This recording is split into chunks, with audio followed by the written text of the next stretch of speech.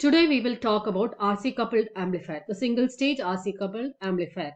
We have already familiarized ourselves with the components that are used in this, that is the capacitors, the resistors, the purposes of each of these and why they should be used at all in the circuit. Okay. So the circuit is pretty familiar to us and it seems friendly right now. Now what we are going to see is what happens to an input signal that is applied to this circuit. As you can see from the input waveform that I've drawn here, the AC input signal is applied and what you got is an amplified output signal. But if you observe carefully, you can see that when positive half cycle is applied, what you get is negative, which means output and input are opposite of each other. Okay.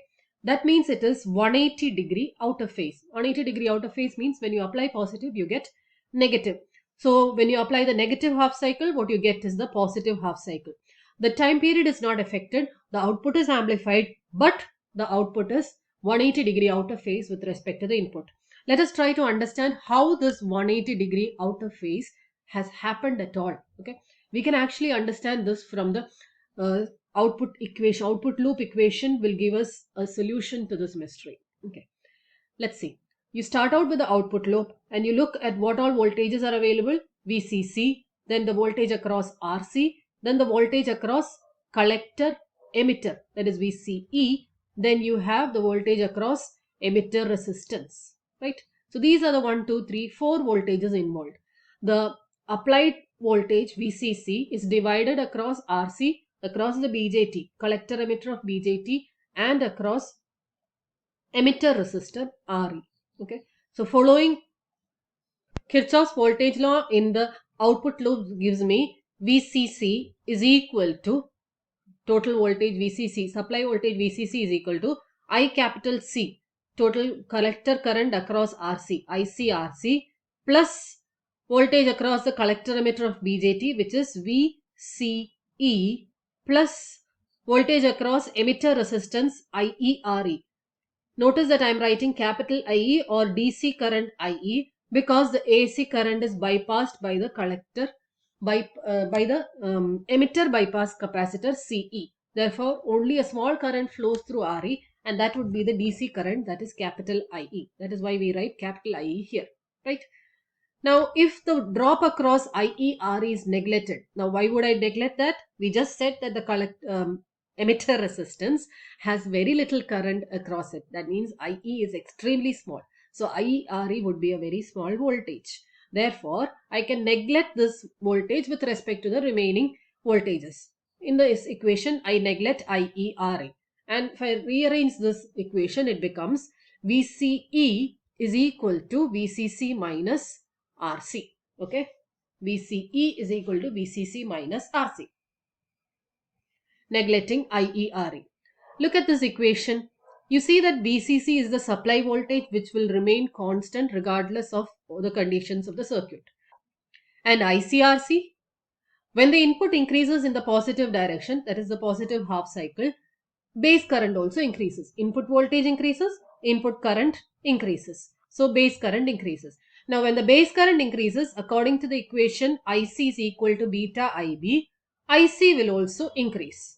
If IC increases, ICRC increases. So net effect is ICRC increases. Okay.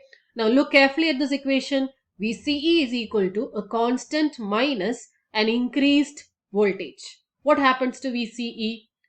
What happens to EC is it has to decrease, obviously, isn't it? So when VCE decreases, that means that the output voltage, VCE is actually the output voltage taken across the collector. And when VCE decreases, it means that output voltage decreases, right? What just happened? Input increases, output decreases in conclusion. Okay, you see that. In net effect or in conclusion, what can I say? VCE decreases or output voltage decreases, and in other words, input and output are 180-degree out of phase. When the input is in the positive direction, the output is in the negative direction. That is what we mean by 180-degree out of phase. Okay. Hence concluded that the input and output of an RC coupled amplifier is 180-degree out of phase. Now we are going to talk about the load line. Okay, the load line of RC coupled amplifier, There can be two types. One is DC load line and the other one is AC load line. As the name suggests, DC load line means IC versus VCE for zero input. That is DC current IC versus DC voltage VCE when no AC input is applied. That means zero input is applied. Input is AC and that is not present. That is, there is no input voltage. When you're talking about AC load line, you're actually talking about the total current IC versus VCE. Collector current IC versus VCE when an AC input is applied at all. Okay, so for zero input conditions, you get the DC load line, and when the AC input is applied, you get the AC load line. Let's start with DC load line. This is very similar to the DC load line that we have already studied earlier, just a little more detail. That's it. Let's start with the circuit that we have already familiar now. This is the circuit. This is the RC coupled practical circuit that you see here. Okay. The first thing you need to draw, or when you need to have in order to draw the DC load line, is the DC equivalent circuit. Okay. In order to draw the DC equivalent circuit, I have to apply some conditions to the practical circuit. Apply some conditions to the practical circuit. The first condition, just looking at the definition of DC load line, you see that the input is zero. That means there is no AC. So all AC sources have to be made zero. Okay, very obvious. So all AC sources equal to zero.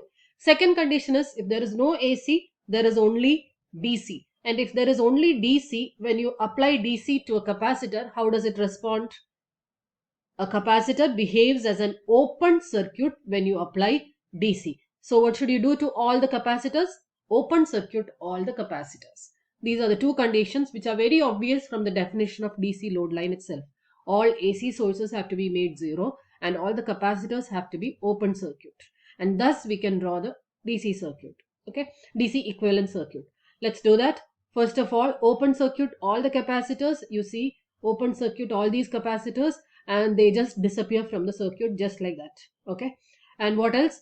AC sources zero. So here again AC sources deleted from the circuit. What you have remaining are these resistors and the voltages across those resistors, and that's about it. So that's all you have in the circuit, and that's how you get the DC equivalent circuit. You see, R1, R2, there is no C or input at the base. Base is marked here. RC here, no CC. Okay, CE is also open circuited, therefore that also lost, gone. And what you get as a result is the DC equivalent circuit.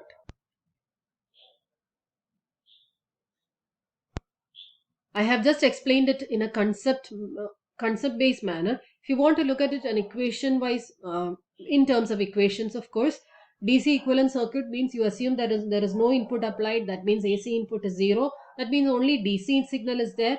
And for a DC signal, F is equal to 0. If F is equal to 0, the impedance XC of the capacitance, the reactance of the capacitance is equal to 1 by 2 pi F into C for any capacitor in the circuit. F is 0 here, therefore the reactance of the capacitor becomes equal to infinity, which is what you mean by open circuit. Okay, that makes sense, right? Let us now proceed and draw the DC load line for the circuit. Looking carefully at the circuit, you can see that from this figure, VCC, the output loop, we are talking about the output loop here. Okay, this is the output loop. VCC is equal to ICRC, that is the voltage across RC, plus VCE, that is the voltage across the BJT, plus IERE, that is the voltage across the emitter resistance. Note that we are talking only about DC currents, DC voltages, therefore all the notations are in capital letters. Okay, VCC is equal to ICRC plus VCE plus IERE. We already know that IE is equal to IB plus IC, that is the total current, emitter current is equal to base current plus collector current. Replace IE by IB plus IC. In the next expression, you see ICRC plus VCE plus, you ignore or you neglect the base current with respect to collector current, because compared to collector current, IB is very small. So you can pretty safely neglect IB with respect to IC. Okay, that's done here. Therefore, VCC is equal to IC common RC plus RE here and here plus the voltage VCE. I can write this equation like this: IC is equal to VCC by RC plus RE minus VCE by RC plus RE. If you look carefully, you can see that IC and VCE are the variables in this equation. The remaining VCC, RC, RE, all these are constants. Therefore, IC and VCE are the variables, and this is like a straight line as we have already seen previously in the load line. Okay, so Y is equal to mx plus C form. Okay, where C is a constant, M is the slope, Y and X are the X and Y variables correspondingly. Next, in order to get the intercepts, what do I mean by that? That means the point at which this straight line, the so-called straight line, crosses the x-axis and crosses the y-axis. These are the two intercepts. So I need to get the point at which this DC load line crosses the y-axis. In order to do that, I put x equal to 0, isn't it? Well, the point at which it crosses the y-axis is when x equal to 0. In this case, what is x? VCE is the variable on x-axis. So VCE equal to 0 gives me IC is equal to VCC by RC plus RE. This is the intercept, or this is the point at which the straight line crosses the y-axis. This is the point at which the straight line, that is the DC load line, crosses the y-axis, that is IC. Okay. Now to get the intercept on the x-axis, you have to put y equal to 0. In this case, y is IC. So IC equal to 0 gives me VCE is equal to VCC. So that is the intercept, or that is the point at which the DC load line, the straight line, that is the DC load line, crosses the x-axis, which is VCE. Okay, so we have got both these points. We have got the equation for DC load line. It also we have also obtained the points where the DC load line crosses the x and y axis. What do I mean by Q point? Q point is the point of that is given by IC and VCE lies on the DC load line. We have already obtained the DC load line, and the Q point IC-VCE lies on the load line. Values of IC and VCE, that depends on the bias that you are applying. When the bias values, that means the resistor values that you use and all that, when the bias values change, the Q point will shift. But always, the Q point always shifts along the DC load line only. So at any bias or at any point, if you want to get the Q point, it will lie somewhere along the DC load line. Okay, as you can see here, the figure gives me the DC load line. Look at it carefully. I've marked it out in red.